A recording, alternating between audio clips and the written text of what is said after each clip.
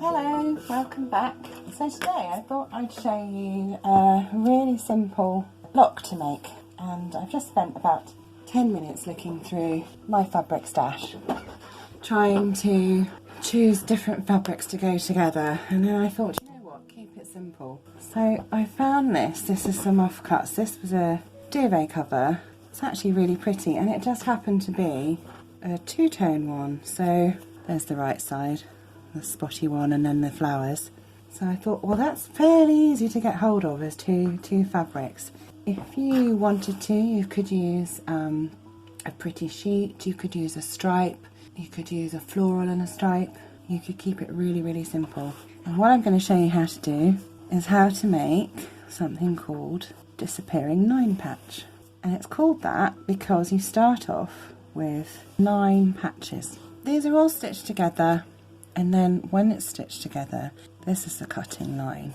So you cut all the way across there and all the way across there, and then you flip them round and stitch them back together. Okay, I clearly can't visualise what happens next, so I think the best thing is for me to show you how to do it. So my thinking on this was to make something really simple and really effective, and if you've never made a quilt block before or a quilt before, this would be really easy to make something you could be really proud of. So what we need to do first of all is cut some 5-inch strips off of this. Now don't worry if you haven't got a big amount of fabric, you can do this with fat quarters too. So I'm going to go away and cut off several strips of this one and several strips of this one, and then I'll come back and show you what to do next.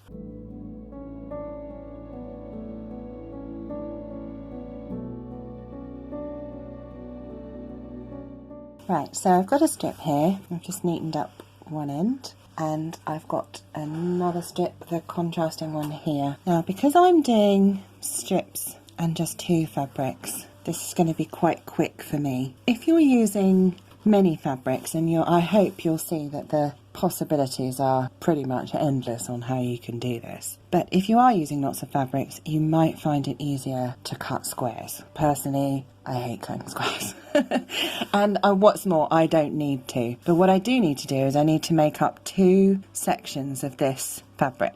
So first of all, what I'll do is I'll stitch it down all the way down the middle to 15. That's slightly more than you need. Obviously the seam allowance, if you were making it into squares, would make it slightly shorter, but we'll work with 15 inches. So I'm going to stitch a piece that is 15 inches long, and then I'm going to put another piece of this on the other side. So I'll end up with a piece of fabric that's spotty, rosy, spotty. On the other side I will have the spotty one in the middle, and then I will have these roses either side. So I will get on and sew that. So I'm just setting my tension to the middle, which on mine is a 5. I'm using the standard straight stitch. The only thing I'm going to do with the straight stitch is make the stitch a little bit shorter.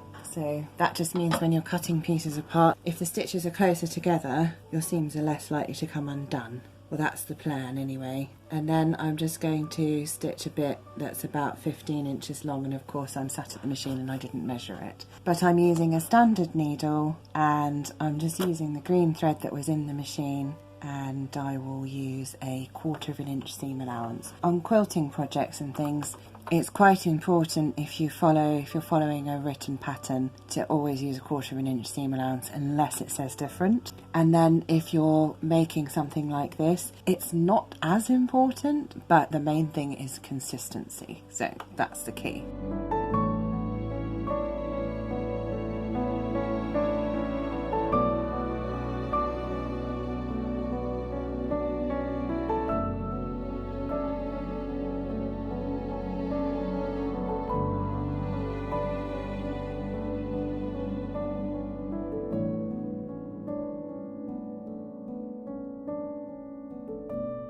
So I might have just gone back to the cutting mat and cut my pieces into actual 15-inch lengths. It's a while since I've done this, and I do remember just cutting strip after strip after strip, and when you do that you can stitch them together into alternate 3s, but when you've just got one long strip it doesn't work so well. So I'm just on the last bit now.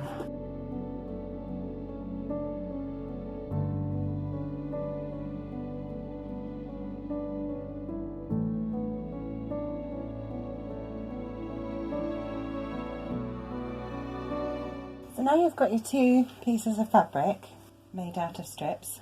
So we've got one that's spots, roses, spots, and we've got one that's roses, spots, roses.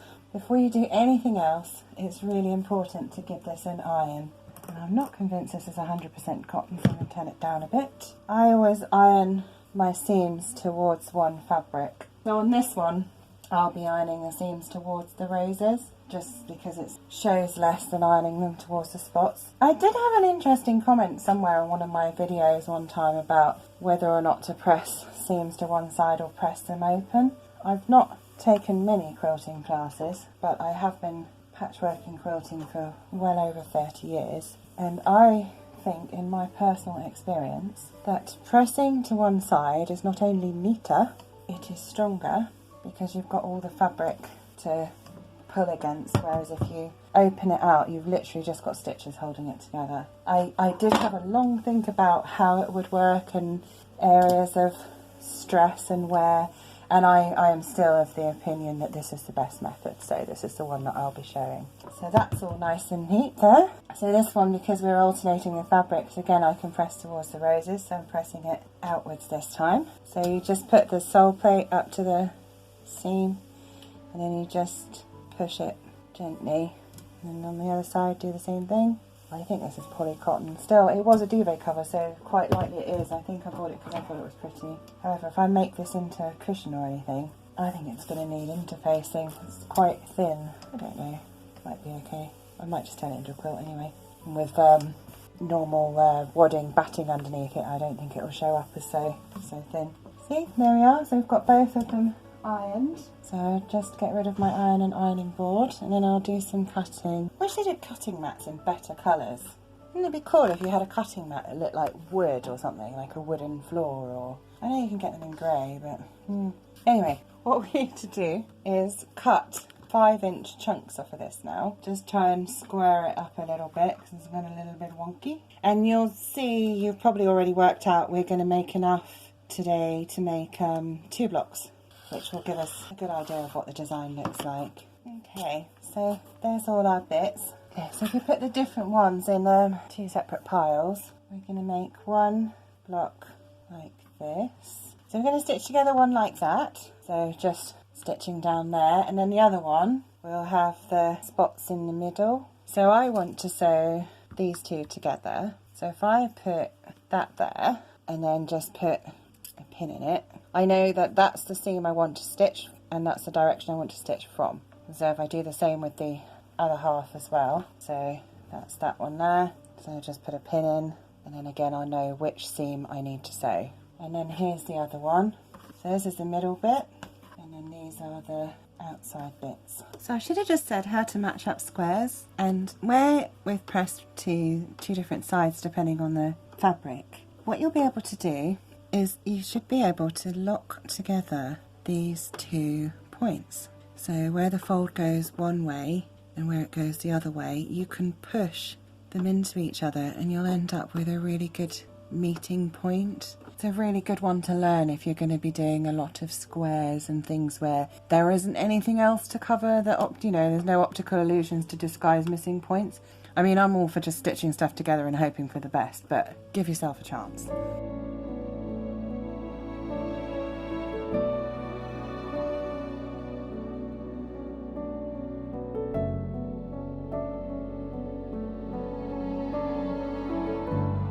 So now we've stitched them together, we've got 2 panels of squares. And honestly, if you wanted to at this stage, you could just leave it all squares. You don't have to do the next bit. Well, you need to do the ironing, but you don't need to do the bit after that. So again, we're just going to press these. I'm still pressing towards the bulk of the rose fabric. Most of my corners will be okay, but I'm filming and I'm rushing. And I didn't iron the fabric first, but it'll be fine. No one's going to know. So there's one piece, and here's the other one. They're really quite pretty, aren't they, just the way they are? We're going to cut them apart. So this next bit is one of the reasons why ironing is quite important, and trying to be sort of accurate is because we're going to cut these apart. So we're going to measure how big the square in the middle is and see how straight it is and all of that sort of thing. Mine does actually come up at 4 1/8. I think that might be right for the seam allowance. I'm not sure. I'm really not very good at working those sort of things out, so I tend to just wing it. Oh, so this one is 4 3/8 square, pretty much square. So that means I need to divide this into 2 7/16. So I don't know what that is. I'm just going to cut mine apart. I suggest you spend a little bit more time measuring yours and make sure it's right. When you're cutting this bit, just be really slow. If you've got a well-used cutting mat like I have, got danger of running into like the cutting tracks and there it goes. That's the end of that. Oh, actually, I think those are pretty good. I think those are about right. So we're cutting it in half that way, and now we're going to cut each one of these in half too. And I am going to do them one at a time. There's that one. This is the magic-y bit that I really like.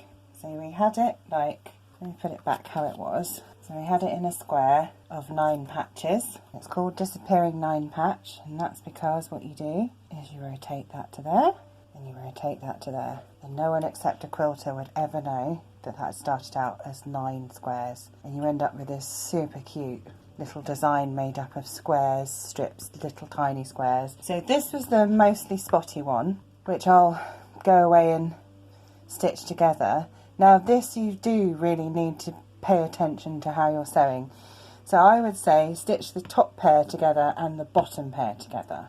So put your right sides together. And remember to use the pin trick in the seam that you want to sew. And then here's the bottom pair in the seam that I want to sew. And I'm actually even going to match these with pins. So they're both going to be done with red pins. So I know this is one set.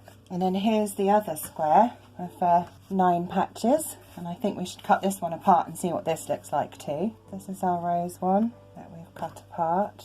We're literally going to turn that round. And there's the other one. If you use 3 colours, you can always make the middles the same colour if you want to, because that's always cut into 4 squares. They're there and there. So if you chose a completely different colour just for the middles, you could have that little square always being the same throughout the whole quilt, and that could be really, really effective. I would say try and have a little bit of contrast in some of the fabrics, just to make it interesting. But you really can do this with just 2 fabrics. I think we have shown that. I'll go and stitch these together. I don't think you need to watch me doing more straight lines of sewing. And then I'll come back and I'll show you what the block actually looks like when it's stitched and pressed. There we are, 2 blocks done. So this was the one that started out with mostly spots, and this is the one that started out with mostly flowers. And then if you laid them together to do the whole quilt, just remember that you always have these middle 2 squares like that, and then these big ones that way, and then you won't go wrong. If you wanted to, you could do it that way, but you end up with all sorts of weird stuff going on, so I don't know why you would do that. I wouldn't do that. So that's what it looks like. So you end up with these strips, and then as it goes across you get all these different patterns and things occurring. I'll get my arm out the way, I keep doing that. So it's a really, really super effective method of making something simple. And it's a lovely optical illusion one. Again, it starts out so simple and turns out really, really impressive. This fabric looks so much better on camera than it does in real life. It's really ropey. So here's a quilt made out of that method. And this was made with lots and lots and lots and lots of different fabrics. I promise you, this is made out of exactly the same block that I've just showed you. Just here, you can see that bit that we just showed with the 2 blocks next to each other. That's what happens when you join them together. There's the 2 squares, and there's the big squares. Now I chose lots and lots of what I call faded country house type fabrics, and I was collecting them for a long time, and the longer I collected them, the less I could work out what to do as a quilt design. So in the end I wanted to make it just look like someone had cobbled bits together and it had faded on the bed and that sort of thing, and this is what this quilt is. I'm partway through quilting it. I don't know if you can see there's a heart there, and it's now called my Hearts and Flowers quilt. I just need to finish quilting all the hearts, and I literally marked these by using template. I made up a template that would fit onto that square, so it will just have hearts on every big square. And then the border is a little dark red bit and then some odd strips and things just to build it out a bit, just to give it that look. And then the backing is it looks white, but it isn't. It's more like a sort of silver cotton sateen. You can see a bit of the quilting there as well. So because I wanted it to still be done in the traditional Welsh way, so that's what I've done. I should really get it quilted. The stupid thing is it won't take long to finish, but anyway, it's really nice looking at this again. I'm glad I did that today. So these simple blocks that we made today, you can make a whole quilt. So go and make a whole quilt. No, just go and have a go. It's really nice. And you don't need very much stuff. I hope you've learned something. Thanks for all your support as always, and I hope you enjoyed today's video, and I'll see you again soon. Bye!